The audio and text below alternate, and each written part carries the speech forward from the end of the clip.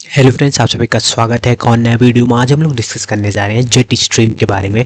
पिछले वीडियो में हम लोग जियोस्ट्रॉफिक विंड के बारे में पढ़ चुके थे। जियोस्ट्रॉफिक विंड ऐसी विंड जो अपर एटमॉस्फेयर में 2 से 3 किलोमीटर सरफेस के अबव पे बहती है, उसी कैटेगरी में हमारा जेट स्ट्रीम आता है। उसको आज इस वीडियो में हम लोग शुरुआत करेंगे। जेट स्ट्रीम होता क्या है, कैसे उसका ओरिजिन होता है, कहाँ फ्लो करता है, ये सब जानने वाले हैं और कैरेक्टरिस्टिक भी इसी वीडियो में हम लोग इसकी जानने वाले हैं। ठीक है, तो चलिए शुरुआत करते हैं। जो जो कॉन्सेप्ट जैसे जैसे मैं बताऊंगा वही वही अपने दिमाग में रखिएगा, तो मैं एकदम क्लियर आपसे कहता हूँ, आपको जो 100% समझ में आएगा। उसके बाद सोचिएगा ऐसा क्यों ऐसा क्यों, ठीक है। लेकिन जो अभी इस वीडियो में बताऊंगा वो आपको याद रखना होगा, तभी आपको समझ में आएगा प्योरली जेट स्ट्रीम होता क्या है। ठीक है, तो चलिए शुरुआत करते हैं और समझने की कोशिश करते हैं कि जेट स्ट्रीम वाकई में होता क्या है। तो जेट स्ट्रीम को समझने के लिए पहले डिफिनीशन हम लोग पढ़ेंगे। तो the jet stream is a geostrophic wind. Geostrophic wind यानी कि सरफेस से 2 या 3 किलोमीटर अबव, या बोल सकते हैं अपर ट्रोपोस्फियर में बहने वाली विंड्स को जियोस्ट्रॉफिक विंड कहते हैं। वही हमारा जेट स्ट्रीम भी है, जो ब्लो करता है horizontally through the upper layer of the troposphere, यानी कि अपर ट्रोपोस्फियर में फ्लो करता है generally from the west to east, यानी कि ये एक वेस्टर्ली विंड है। एट अल्टीट्यूड ऑफ 20,000 से लेके 50,000 फीट एल्टीट्यूड पे फ्लो करता है अपर ट्रोपोस्फियर में, और इसी को हम लोग जियोस्ट्रॉफिक विंड भी कहते हैं।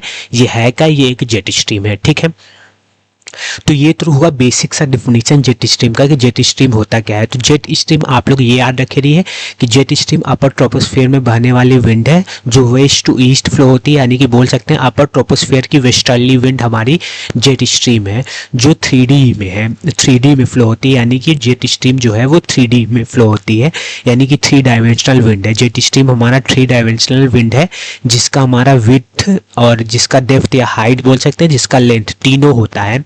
तो विड्थ कितना होता है इस विंड का, 100 से लेकर 200 किलोमीटर, और डेप्थ यानी कि हाइट कितना होता है 2 से लेकर 3 किलोमीटर, और लेंथ कितना होता है thousands up two thousands kilometre, काफ़ी लंबाई में होता है, काफ़ी लंबा ये होता है।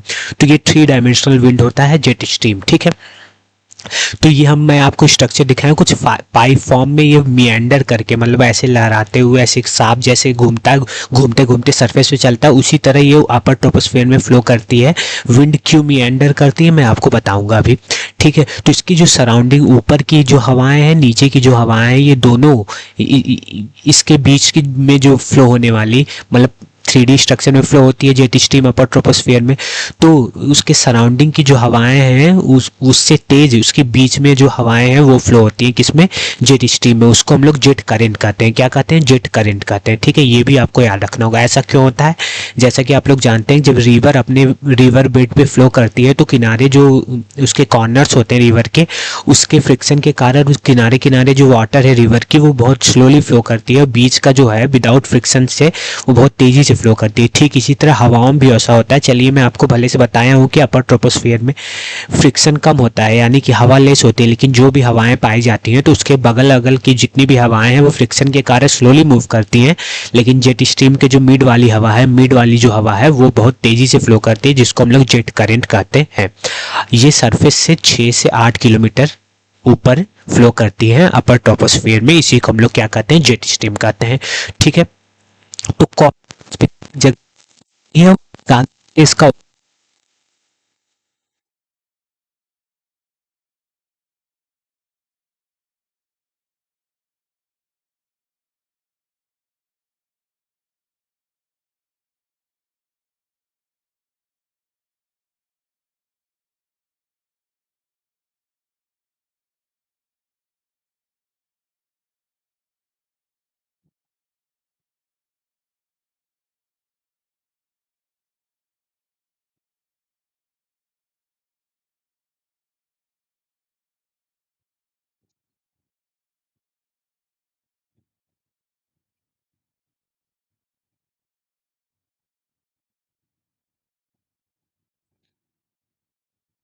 ओरिजिन हमें इसका पता चलता है थर्मल ग्रेडियंट विंड से। हमें कैसे पता चलता है, थर्मल ग्रेडियंट विंड से।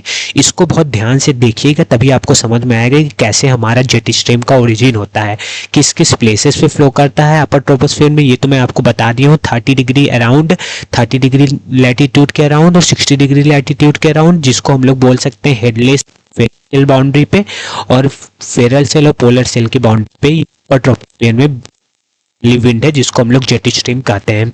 कैसे इसका ओरिजिन होता है ये भी हम लोग चलिए देख लेते हैं, ओरिजिन को समझ लेते हैं कैसे होता है। ठीक है, तो थर्मल ग्रेडियंट विंड होता है, यानी कि ऐसे विंड जो टेम्परेचर डिफरेंस के कारण जब प्रेशर डिफरेंस क्रिएट होता है और विंड का फ्लो होता है तो उसी विंड को हम लोग थर्मल ग्रेडियंट फ्लो विंड कहते हैं, यानी कि टेम्परेचर डिफरेंस के कारण विंड का जब फ्लो होता है, विंड जब जनरेट होती है उसी को हम लोग थर्मल ग्रेडियंट विंड कहते हैं। तो ये थर्मल ग्रेडियंट विंड हमारे जेट स्ट्रीम को कैसे समझाता है वो हम लोग समझने की हैं।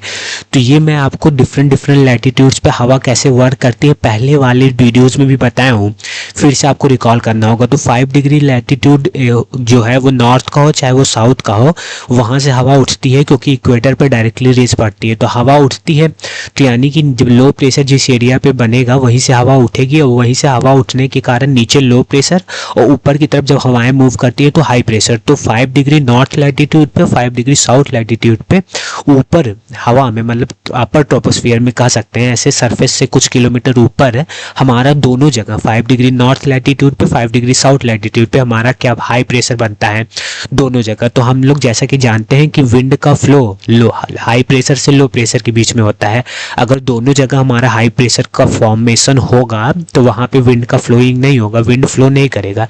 इसीलिए हम लोग कहते हैं कि 5 डिग्री नॉर्थ लैटिट्यूड पे या साउथ लैटिट्यूड पे हमारा जेट स्ट्रीम जो है नहीं पाया जाता। यहाँ पे जेट स्ट्रीम का ओरिजिन नहीं होता, यानी कि अपर ट्रोपोस्फियर में इस जगह कोई भी विंड फ्लो नहीं करता।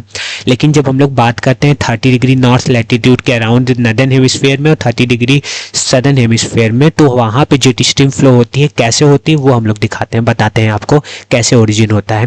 तो यही देखिए, जब यहाँ से हवा उठती है तो यहाँ पे जाके सबसाइड होती है 30 डिग्री नॉर्थ लैटिट्यूड पे और 35 डिग्री नॉर्थ लैटिट्यूड पे जाके यहाँ की हवा उठी हुई हवा यहीं पे गिरती है। लेकिन अगर नॉर्मल कंडीशन में आप लोग सोचें, जैसा मैं आपको कह रहा हूँ वैसा सोचिए तो आपको समझ में आएगा कि कैसे ओरिजिन हुआ है जेट स्ट्रीम का। ठीक है, तो नॉर्मल कंडीशन में जब एयर यहाँ सबसाइड करेगी तो ये तो इक्वेटर के पास का लैटिट्यूड है हमारा 30 डिग्री लैटिट्यूड, तो यहाँ इसके कंपेरिजन में 35 डिग्री लैटिट्यूड के कंपेरिजन में यहाँ पे टेम्परेचर अधिक होगा। ये आप लोग मान रहे हैं कि नहीं, क्योंकि ये इक्वेटर के पास है। ठीक है, तो टेम्परेचर यहाँ पे अधिक होने के कारण जो सारी हवा तो नीचे नहीं आ पाएगी, क्योंकि जहाँ टेम्परेचर कम होता है वहीं पे एयर सबसाइड करती है, तो सारी हवा नहीं आ पाएगी। तो इसके कंपैरिजन में यहाँ पे ऊपर हमारा हाई प्रेशर अभी भी बना रहेगा, क्योंकि जब तक नीचे सारी हवा नहीं आएगी, अगर नीचे सारी हवा नहीं आ पा रही है क्योंकि यहाँ टेम्परेचर ज़्यादा है, तो इसीलिए हवा में 30 डिग्री लैटिट्यूड के अराउंड ऊपर सरफेस से कुछ किलोमीटर ऊपर, यानी कि ट्रोपोस्फियर में, अपर ट्रोपोस्फियर में हमारा हाई प्रेशर जनरेट होता है। और ठीक उसी तरह यहाँ पे इसके कंपैरिजन में नीचे टेम्परेचर कम होता है, इसीलिए यहाँ पे जो ऊपर से आई हुई हवा है वो पूरी तरह नीचे आने की कोशिश करती है, जिससे यहाँ पे सरफेस के ऊपर 35 डिग्री के अराउंड सरफेस के ऊपर लो प्रेशर जनरेट होता है। तो जैसा कि आप लोग जानते हैं कि हाई प्रेशर से लेकर लो प्रेशर की तरफ विंड का मूवमेंट होता है, यानी कि विंड मूव करती है।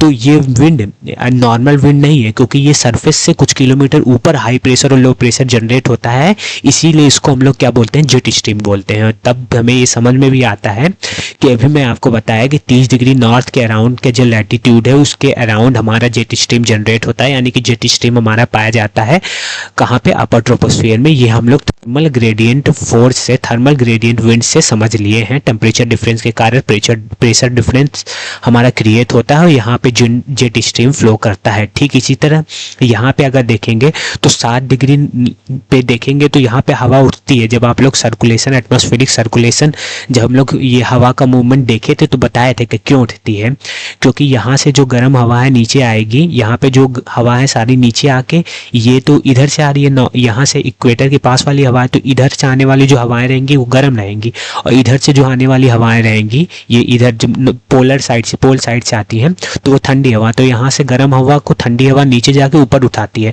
तो इसीलिए 7 डिग्री लैटिट्यूड पे हमारी हवा उठती है। और जैसे कि आप लोग जानते हैं यहाँ पे इक्वेटर के करीब, ये इसको मान सकते हैं इसके कंपैरिजन में 65 डिग्री नॉर्थ के कंपैरिजन में, तो इसीलिए टेम्परेचर यहाँ ज़्यादा होता है, जिसके कारण यहाँ पे हवा उठती है। तो ऊपर अपर ट्रोपोस्फियर में इस जगह हमारा हाई प्रेशर जनरेट होता है, और इसी के कंपैरिजन में 65 डिग्री नॉर्थ का जो लैटिट्यूड है पोल के साइड का करीब का है, इसीलिए यहाँ टेम्परेचर ज़्यादा होता है, जिसके कारण यहाँ की पूरी हवा क्या बोलते हैं ऊपर उठ नहीं पाती, क्योंकि पूरी हवा क्या बोलते हैं ऊपर उठ नहीं पाती, क्योंकि टेम्परेचर ज़्यादा, जहाँ टेम्परेचर ज़्यादा होता है वहाँ हवा नीचे ही रहना चाहती है, टेम्परेचर कम रहता है सॉरी, तो इसीलिए पूरी हवा नहीं उठ पाती। तो ऊपर यहाँ इसके कंपेरिजन में यहाँ पे हमारा लो प्रेशर जनरेट होता है और हवा में 65 डिग्री और 7 डिग्री के अराउंड हमारा high pressure low pressure generate होता है, जिससे हमारा, मैं भी आपको बताया कि 7 डिग्री के भी अराउंड हमारा जेट स्ट्रीम फ्लो होता है, और इससे ये प्रूफ भी हो गया है कि 7 डिग्री के अराउंड भी हमारा जेट स्ट्रीम फ्लो होता है। ठीक है, तो आशा करता हूँ कि आपको इतना आज के वीडियो में समझ में आया होगा। आज हम लोग क्या पढ़े हैं उसको आप लोग देख लीजिए।